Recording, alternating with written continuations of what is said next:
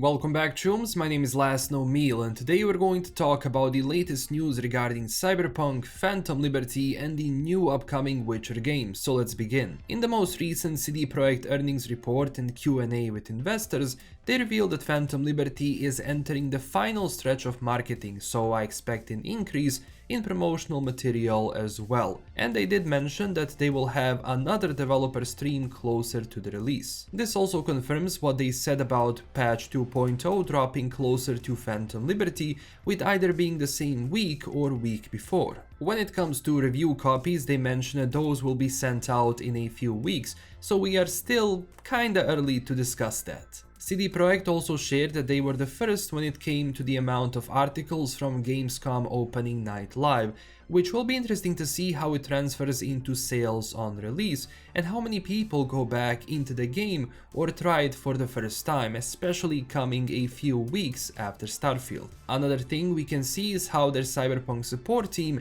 and Phantom Liberty teams are shrinking, which is to be expected because, well, release is right around the corner and that's when people start leaving the project who are not needed anymore. So by the end of July, in pre-release team for Phantom Liberty, they had around 300 people working on it, with Polaris, the Witcher team, growing to 250 people by the end of July. In the future, I expect this team to become smaller and smaller as they release patches and hotfixes for the game, but even that won't last for long because, well, patch 2.0 is the last big content patch for the game, plus expansions of course. So what is it going to happen? Well, they're gonna be patching, 2.0 and Phantom Liberty if some problems arise, which of course you will always have problems, and slowly but surely that support is going to dwindle away, which is again normal for any game whatsoever.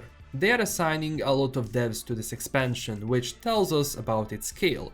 But that's to be expected, being that this is the only expansion they will do before they move on to Unreal Engine 5 and their other projects. Regarding Q&A process for Phantom Liberty, investors asked if it's completed and how is QA process doing, to which they said that it's almost completed but not quite yet. We're still in the final phase. We are releasing PL only digitally, so no physical discs are manufactured.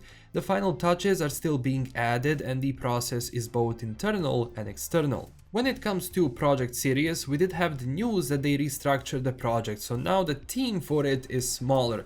Of course, we don't know if this means that they will be, scrapping a version of the game in progress, or they simply place the project back in the redesign phase. But again, we can also not confirm if the game is now going to be bigger or smaller because we didn't know the scale of that game in the first place. But one thing is certain, it is still in development. New Witcher game for them is slowly becoming a main activity, and being that it's only going to be the first game they will do in Unreal Engine 5, it will be interesting to see how they do in it and how long does it take for them to actually finish the game. I honestly don't expect it soon. You know how it is with CD Projekt, development always goes on for longer, and even with them having an engine in which, let's say, some things are faster to do, they will still have to, do a colossal amount of work to finish it, and it's fine if you ask me, for as long as the new game comes out good. Even though it's not optimal for me as a YouTuber, but I really don't want them to announce it too early. Again, I think they will have to hype up their investors with news, snippets and all of that, but I just don't want them to go into the same situation like they did with Cyberpunk. Delays can always happen, of course, but knowing when to get that information out is the key, I believe. Investors also asked about Project Hadar, which is the new in-house IP CDPR is working on, and so far that project has a very small team and they're still creating framework of the universe. I honestly can't wait to see what it's going to be about. Being a new IP, it can be pretty much anything. And look, we are now definitely in the final stretch. In a few weeks we will have patch 2.0 and the expansion in our hands.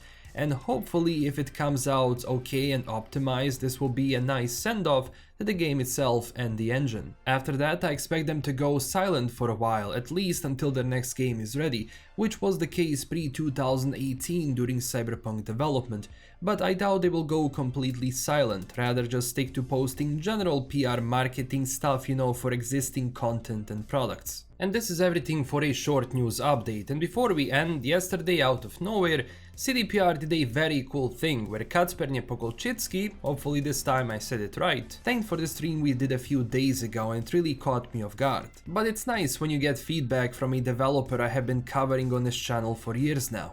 So if you want to stay updated with the latest Cyberpunk 2077 news, guides and lore videos and so much more, subscribe and join our community on Twitter and Discord. Also huge thanks to my current Patreon supporters, and I will see you in the next video, chooms. Stay classy and bye bye.